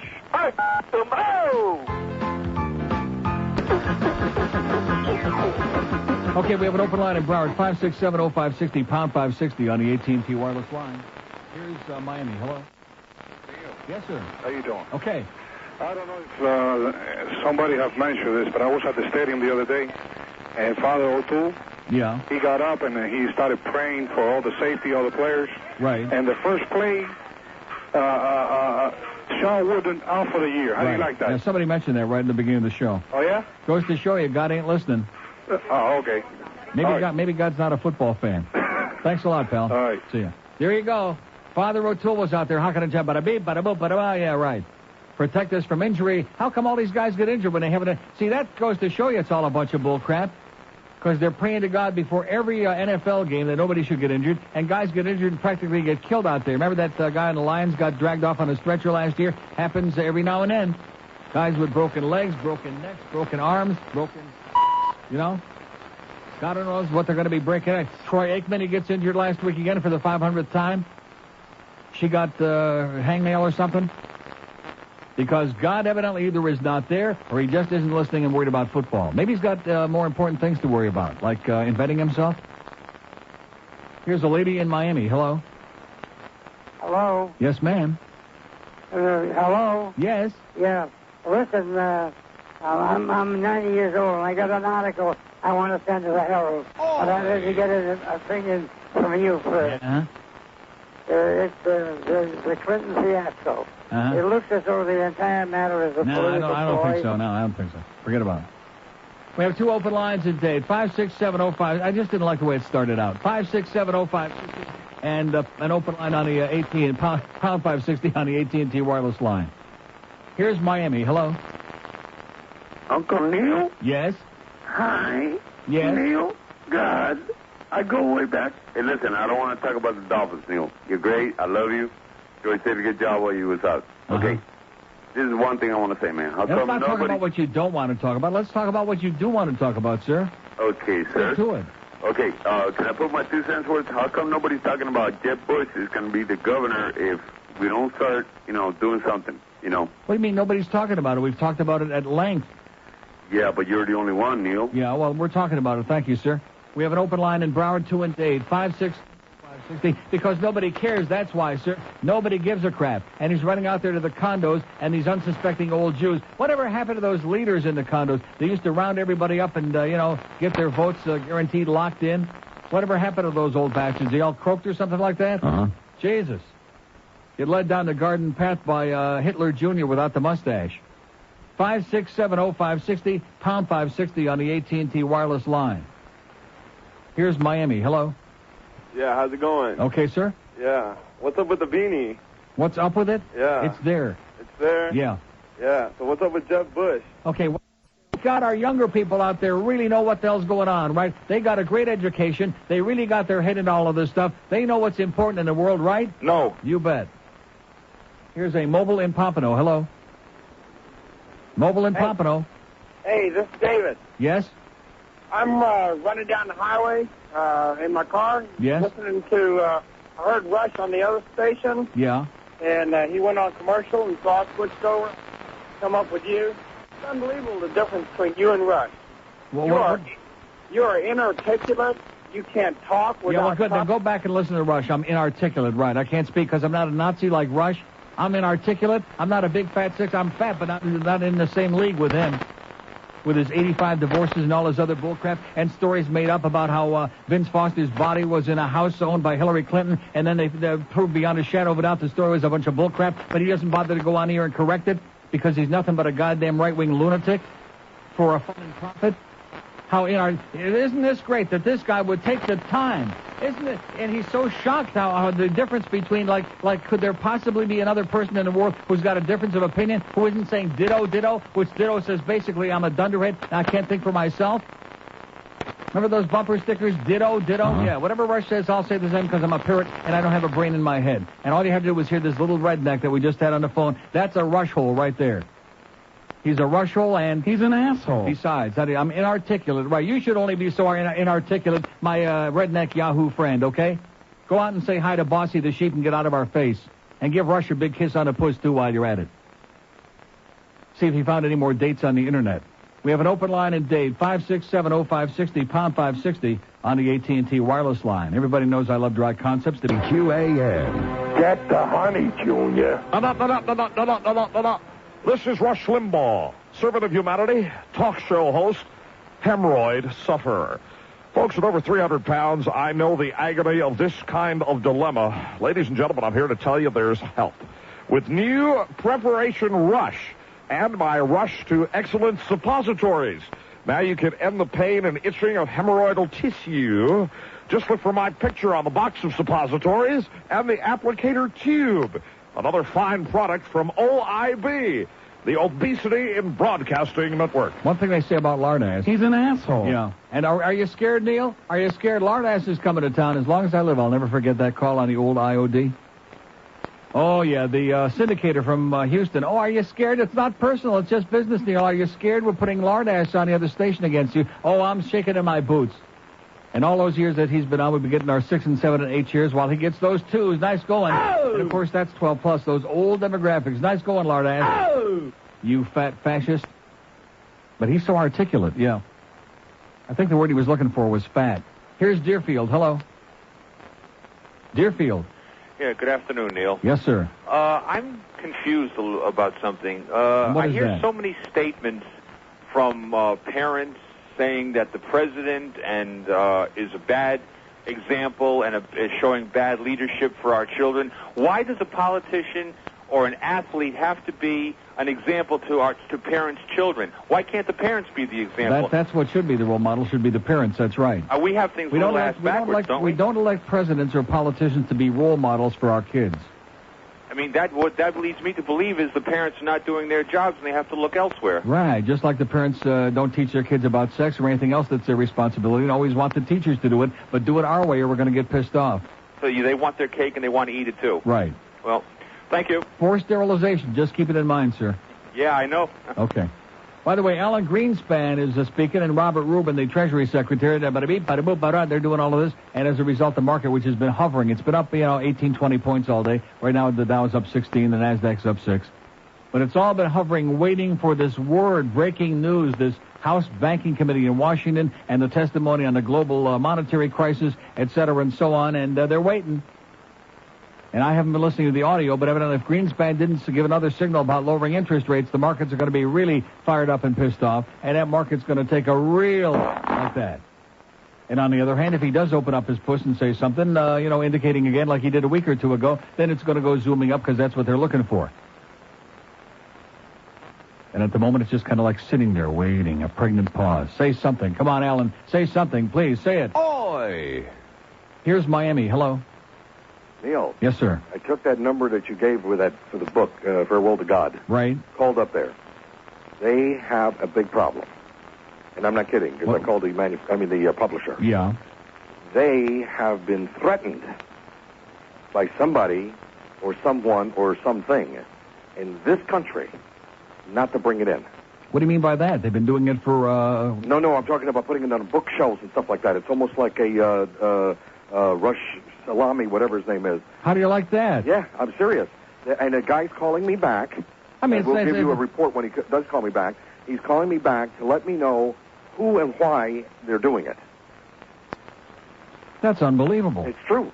And I says, well, in this country we... So in this country we can't put a book out on the shelves by somebody who's an ex-minister who denounces religion and articulates it very well and very brilliantly? We can't put that on the shelves as an opposing idea to all of religious brainwashing? Well, I guess... And this is supposed to be the land of the free? This is Iran. Unbelievable. It's true. This is what I was just told, but he is coming back supposedly to give me some more information why they're not on the bookshelves here and why we have to call Canada to get it. Isn't that something? Thanks for the good news. Keep me posted. You got it. How do you like that? Charles Templeton, Farewell to God. I mean, it's hardly a revolutionary book. It's hardly one of the most grotesque things in the history of mankind. But maybe he just makes too much sense. Maybe he just debunks this whole business in such a common-sense, practical way that they're fearful that if people read it, they'll say, oh, yeah, good points, all of them. We have an open line in Dade 1 in Broward, 5670560, pound 560 on the AT&T wireless line. North Miami Beach, hello. North Miami Beach. Hello, Neil. Yes, sir. One question. I know you're going to give me a straight answer. Uh-huh. What President Clinton did, Yeah. did he harm the country or its people in any way, shape, or form? No. No, he did not. Okay, here's Sunrise. Hello. Hi. Yes, sir. I'd like to talk about the dumbing of America. Yes? Isn't it unusual? Oh, this must be Neil. I'm sorry? I said this must be Neil. Yeah, could be. Neil, God! Yeah. You're right. People call up, they call you, and they say, what's up? Why is that? You're asking me? I Because mean, they're stupid. Because they're stupid, like the guy that called a few calls ago about Lard-ass Limbaugh and how much more articulate he is because he agrees with his right-wing bullcrap. Page 5B, today's Sun Sentinel. Yeah. There's an ad for one of these scary Halloween things. Dr. I.B. Scary. Oh, yeah, nice. I.B. Scary. Uh-huh. What happened to I Am Scary? I am. That'd be his brother. I am hip. Yeah, that's typical, you know. Newscasters, everything. I mean, it's no wonder the kids in this country are just as stupid as a Let post. me say it again. When the principals and the teachers, some of them are as inarticulate as the day is long and can't speak the language properly, how are they going to teach kids to speak? It's crazy. The other night, Channel 4, this is before the stock market fell 500 points. Yeah. They were doing a mock stock buy thing where they bought certain shares. Mm-hmm. You know, anyway, they showed the names of the stocks that they bought on the screen. And one of them was Pfizer, the chemical company. Right, Viagra. They spelled it P-H-I-Z-E-R. All right, nice going, guys. Probably Rick Sanchez had his fine finger in that. This was Channel 6. Like I said, probably Rick Sanchez had his, probably Tony Cigaretto had his finger in that. Absolutely correct. Okay. Thanks. Thanks for the good news. How do you spell fish food? Okay, 12 minutes before 2 at 562 at 2. Speaking of good food... Oh! Are you serious? Rick Riley is talking about stocks on that show every day now? You have to be joking. Man, I need help. Rick Riley talking about stocks. That's almost... I was in a car last night and I punched over because we had Donnie B on. I mentioned this before, didn't I? And he was talking about politics and about this whole... oh, my God. And poor Suds in the background. You could tell he was like trying to crawl down into the chair and disappear and hide. Rick Riley talking about sexual escapades and about lying and about politics and et cetera and so on. And Pat Buchanan, what a great guy he is. Speaking of the market, by the way, it's just kind of hovering there. They're waiting. It was like almost even Steven, like right. Look at that. And now it's starting to go up just a little bit, up 4 points, but they're waiting. Come on, somebody say it. Say something already, will you? Alan Greenspan, say anything. Get that damn arrow zipping up there. 200-300 points. Oh, this is Al Rogers in Margate. Hello. Neil. Yes, sir. How you doing today? It's not Al Rogers. Yes, sir. Great show, Roger. Neil. Roger Neal? Yeah. Yeah, Roger Neal. A couple things. I'm nervous. Excuse me. That's okay. I'm pissed off that people are trying to tell us what we should believe about President Clinton. Yeah. If he did it, hey, any man... Well, what do you mean if he did it? He did do it. He already said he did it, and that wasn't all that great, to be honest with you. Yeah, but how many of us would admit it to the whole nation? Nobody. Exactly. Like I said that the other day. How many people would like to have their intimate sexual escapades right on the internet all over the world in graphic detail with their name and puss attached to it? I mean, people would be running for cover. They'd be running into caves somewhere. Who gives a crap? Exactly. No more. But anyway, thank you, Neil. Had a great show. I love you. Okay. See ya. See, and you're ready to blow that guy off because you thought he doesn't sound like Al Rogers. No, I guess not. not. That's one of the most grotesque... George apologizes to you, sir, for confusing you with the unctuous Al Rogers, the Antichrist, El Anticristo. North Miami Beach, hello. Hello, Neil. Yes. How you doing? Okay. Long-time Hulu listeners. I got a Jewish girlfriend. I've been to Nick's Cigars. And for one night, I was Mr. President. Now, goddamn bless the United States of America. Me and Sammy. All right. All right. Nice going, sir. There you go. For one night, he was about, and he went to Nick's Cigars first, his voice said. Well, look, he had like a thing over his puss. He had a muffled puss. Here's North Miami Beach. Hello. Neil? Yes, sir. I want to talk ice cream cones real quick. Yeah. What is the original ice cream cone with the chocolate and nuts on top and the sugar cone? Which one is the original? Drumstick? Drumstick? No. Nutty Buddy? Drumstick? I don't like Nutty Buddies suck. Drumsticks are great. For a while, I was hooked on those a few years ago. I was addicted. I had to go to Drumsticks Anonymous. DA. Which came first? Do you remember when you were a kid? The egg. Come on. Which came first with what? Was the drumstick ahead of Nutty Buddy? Yeah, like that's something I'm worried about? I have no idea. Well, you tell me. That's why I'm... When you work on it, okay? Go out and do some research on it, okay, pal? We'll be waiting for your answer one of these days very soon. Was it the Nutty Buddy or was it the Dumbstick? That's what he wants to know. Maybe it was the joystick. Here's Hollywood. Hello. Hollywood. Going once. Sounds real dead to me. Okay, it's going to be a real quick couple of calls here, and that's going to be it. Here's Hialeah. Hello. Hello, Neil. Yes, sir. I just got back from school, and I got into an argument with my professor because he claimed that Lewinsky, that we should feel sorry for her because she kept a dress the same way you would keep, like, a souvenir cup if you had coffee with the president. Isn't that beautiful? Oh, yeah, right. Like if you had coffee, you would keep the cup. And Neil, if he was wearing a jockstrap, she would have kept his cup. Is that what he's trying to say? Your professor needs psychiatric help. We ought to have him removed immediately, if not sooner. Right. He really said that? Yes, he did. Oh, what a jackass. We ought to feel sorry for her because what? Because he's a slut that loves running around with married men? We ought to feel sorry for her that she got her presidential knee pad and then ratted all over the place and got on the phone with 500 of her closest friends and told everybody in detail what was going on in there? We ought to feel sorry for her? Your professor needs a shrink. Neil, also, I was wondering... if you've been on 595, I saw a billboard of 101.5 Light FM, and it had Elton John, and it says, "The bitch is back." What's that all about? What do you mean, what is it all about? I don't know. Is that, like, meant to insult Elton John or something? Okay, he'll be at the concert. Oh, God. Oh, God. Okay, no calls. 2 minutes to go, and no calls, and my yarmulke just slipped off as a result. 567-0560, pound 560 on a Mobile One line. Any interest? 2 minutes to kill here. Anybody alive out there? Play the bitches back, okay? Maybe he'll catch on. Jesus, God. Yeah, it's meant to insult. 567-0560. We can't even do a little mini lightning round here in the last 2 minutes. That's how much response we got now. Pound 560 on the AT. Absolutely nothing. QAM. Yeah, I got cut off. You got cut off with what? Pompano. How'd you get cut off? Oh, Neil, how you doing? Listen, hey, it's not the idea. Everyone likes a little head. But the key is, you don't sit there in the Oval Office talking. What if George had something under the board right now? Wouldn't make any difference to me. He'd be paying the same amount of attention he always does. QAM. Yeah, Neil. Yes, sir. Let me tell you something. I just went back to school to take some courses at Miami-Dade. Yes. And if you want to think about what's going on, you ought to know that those kids are being treated and trained like automatons. Automatons? That's what's going on. The ruling class... Doesn't Wayne own that joint, the automaton? The ruling classes, whoever they may be, are trying to create robots. Yeah. Which is going to fit they're doing an excellent job. I know, and it's frightening as hell. Yeah. I just wanted you to know that that the computer age, they've destroyed our privacy because they know that they want to be able to control everything. Yeah. And they literally want robots. So okay, thank you very much, sir. Maybe the Illuminati is behind it. That's what I think. It's a goddamn trilateral commission conspiracy is what it is. God damn it. Well, too bad we don't have time for all those other calls that are coming in right now, because I bet you they're really great. Aren't they? You think these calls are great? Hello? Hello. Too late.